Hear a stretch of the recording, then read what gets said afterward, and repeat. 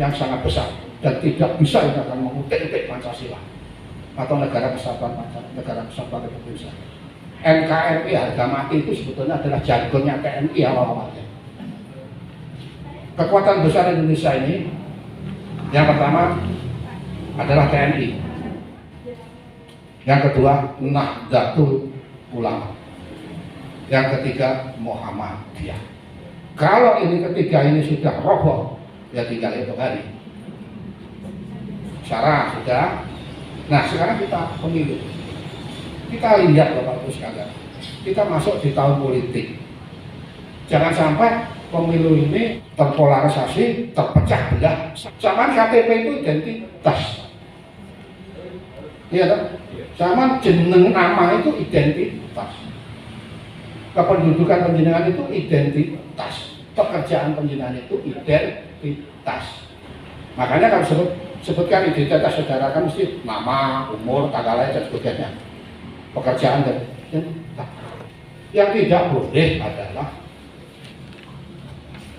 identitas agama apapun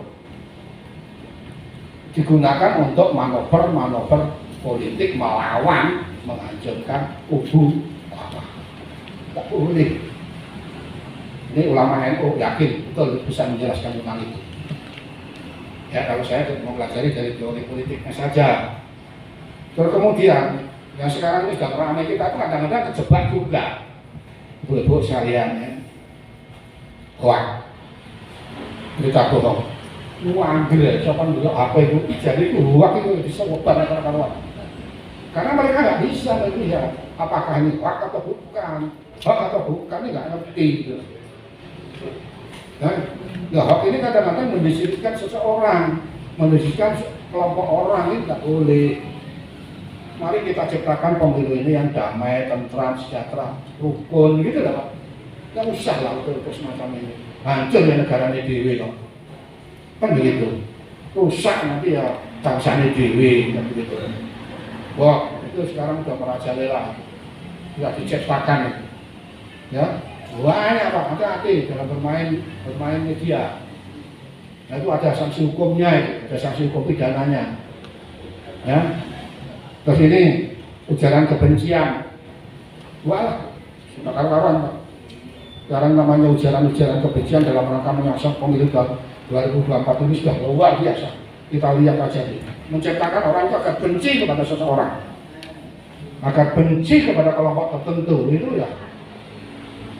Ini yang selaka lagi. Nah, terus ini pemilu hitam, black campaign. Ada negatif pemilu, kalau negatif pemilu itu gini Pak, negatif kampanye itu namanya negatif itu adalah tidak salah dia, tidak salah. Misalnya begini, si A itu seorang calon, ya kan? Itu kita angkat kelemahannya di rumah tangganya dia. Itu omah sering padu, terus bujune telu, misalnya itu gitu, ya istrinya 3. Ya pancen bujune telu kok, pancen bujune telu. Nomah sering gegeran, ya bener. Kalau utang nggak membayar, itu bener kan? Memang seperti itu dibongkar. Jadi aib orang itu dibongkar, nggak salah. Itu tidak bisa dipidana.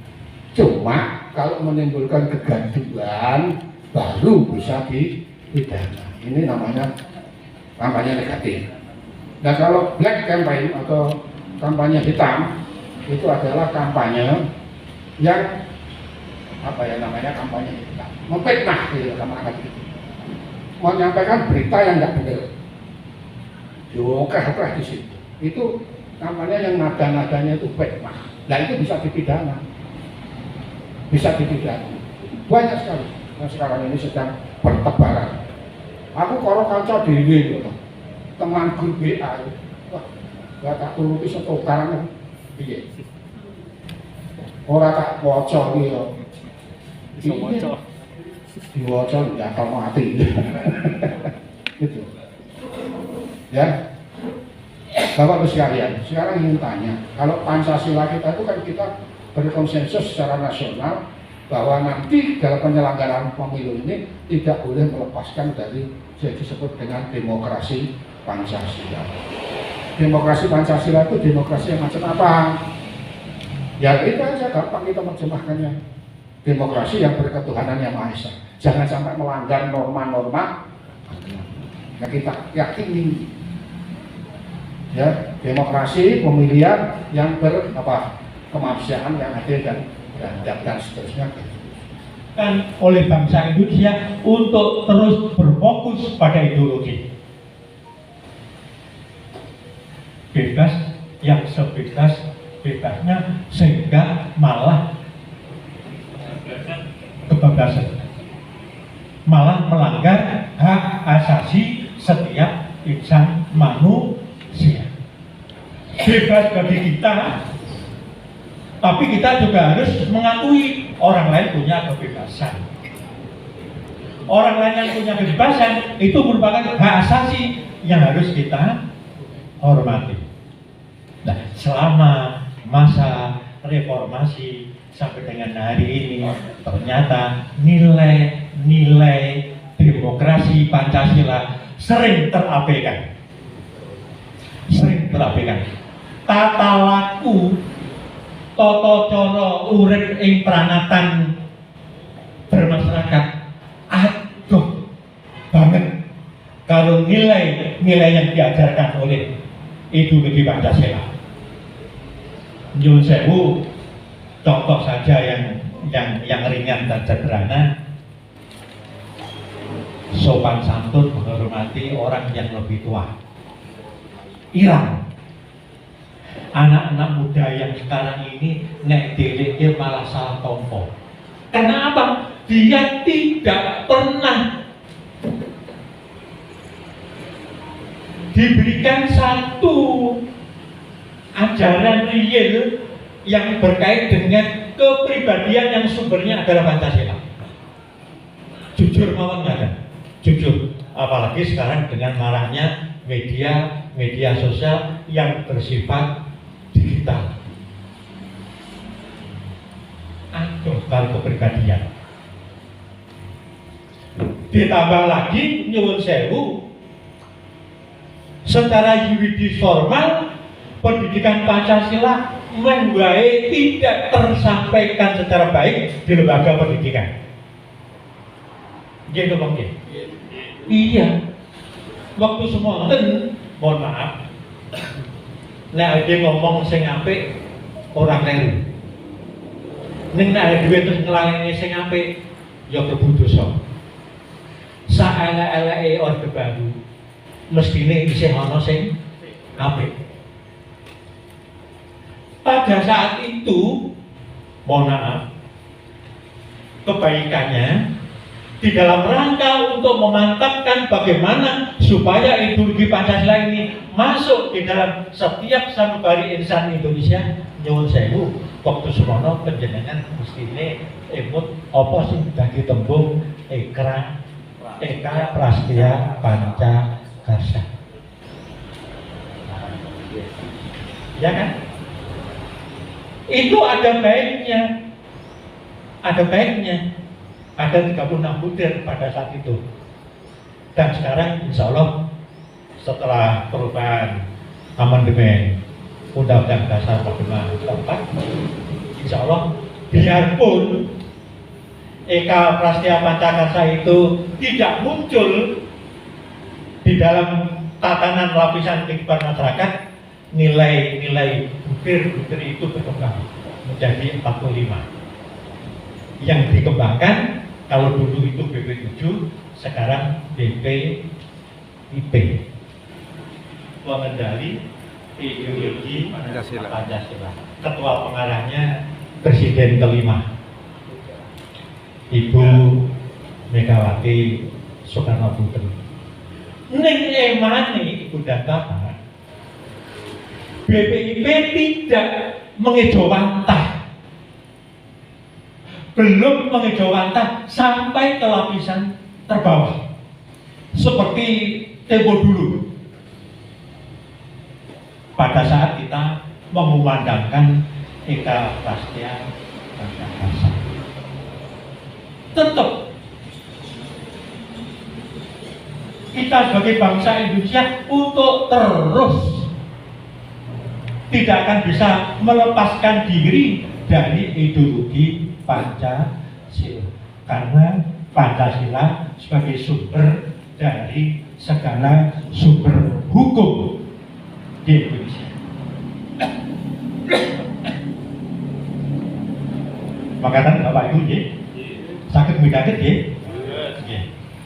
Nyuwun sewu, pokoknya aku ngaturi panjenengan, ngajak panjenengan, ayo bebarengan buka memori.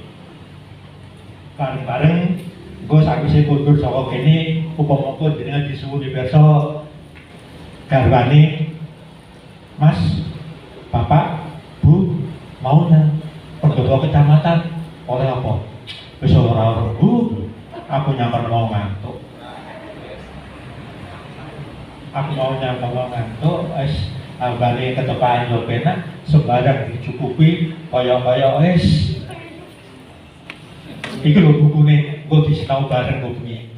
Nah, ngaten nggih. Nah, gue bengi disinau bareng kali ibu karo bapake. Iku nek kober. Ibu dan Bapak, karena Pancasila merupakan sumber dari segala sumber yang berlaku bagi kehidupan bermasyarakat, berbangsa, dan bernegara di Indonesia, maka tidak ada lain terkecuali semua peran-peran kehidupan kita harus berfalsafah Pancasila. Saobayawa iki pantes apa ora gawe tata cara tepo slira. Nuwun sewu, mohon maaf nek anek ambune masakan enak kok tanggane ora kecipratan, pantes-pantese ora sing cedhek lah ya diciprati. Upama nyetel radio, masawi radio dikelengan di rumah, ini suarane sampai metu pada itu jam-jam istirahat, ya nyuwun sewu, ya masa itu gak apa-apa, ya rada tepo selera. Termasuk nyuwun sewu, mohon maaf kalau kami ini salah,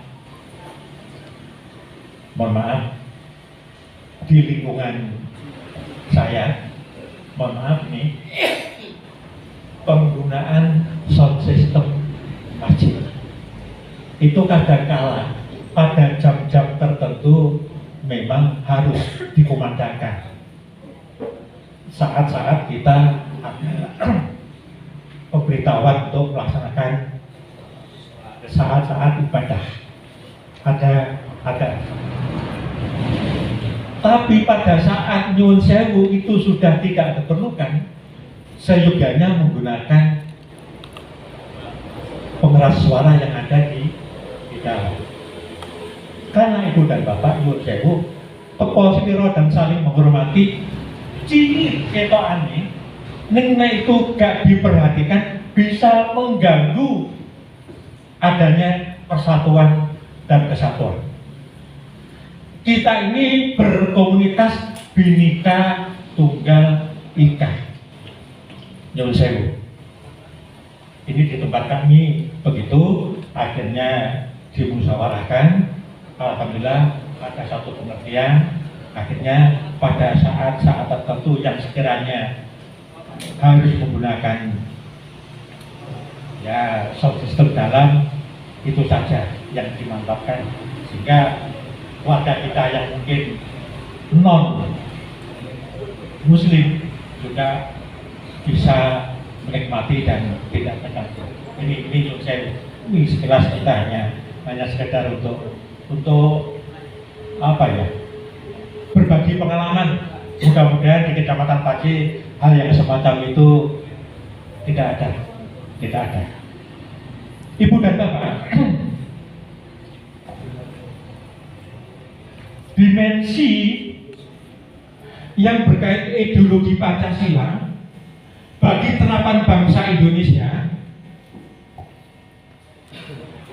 demokrasi Pancasila sebagaimana diatur di dalam Undang-Undang Dasar Negara Republik Indonesia tahun 1945 memberikan keleluasaan kepada kita untuk berpendapat.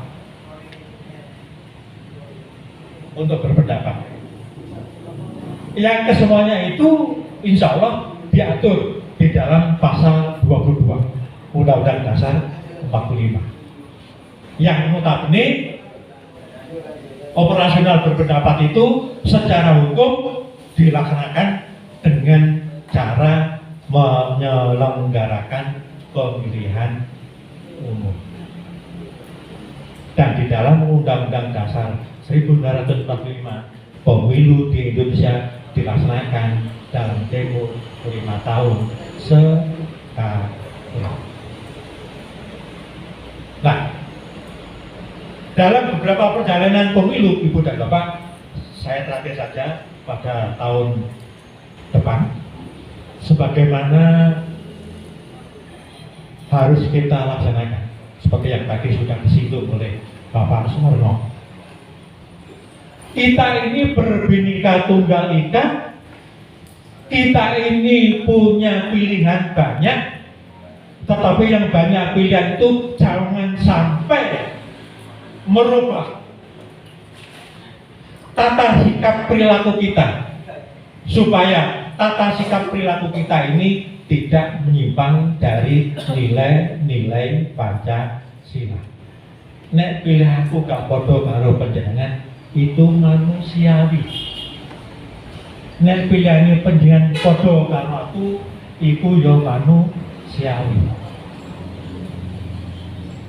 Nah, apalagi sekarang ini dalam posisi tahun politik, tadi sudah dikemukakan oleh Pak Warno, iki upama banyune wis rada kemrengsek. Upama nggodhog banyu ngene wis mulai ana gelembung-gelembung umum. Kita harus waspada bahwa dimungkinkan gesekan-gesekan politis secara pragmatis ini akan dimungkinkan ada adu domba. Awake dhewe waspada. Ojo sampai terus nyuwun sewu, mohon maaf, tanda petik. Aku melok sembahyang. Jangan. Kita harus punya idealis, karena memilih pemimpin itu tidak hanya sekedar karena uang. Mohon maaf, pemilu kita ini adalah pemilu yang berasas langsung, umum, bebas, rahasia, adil, dan bermartabat. Ojo sampai, mohon maaf, tanda petik, menjadi isu bahwa suara itu diperjualbelikan. Mahkamah Konstitusi sudah menyebutkan, bila mana ada partai politik yang membiarkan di dalam konstituennya itu ada, mohon maaf, pembiaran, apakah itu namanya suap? Apakah itu namanya dalam bentuk ya bahasa yang lain, hadiah-hadiah itu? Maka Mahkamah Konstitusi bisa membubarkan partai yang bersangkutan. Ini sinyal dari Mahkamah Konstitusi. Pramila awake dhewe kudu ati-ati. Sahabat-sahabat KD, itulah tadi konten yang bisa saya sampaikan. Jangan lupa like, komen, subscribe, and share di WA Group teman-teman ya, channelnya Kung Danuji. Jangan lupa. Terima kasih, salam sehat.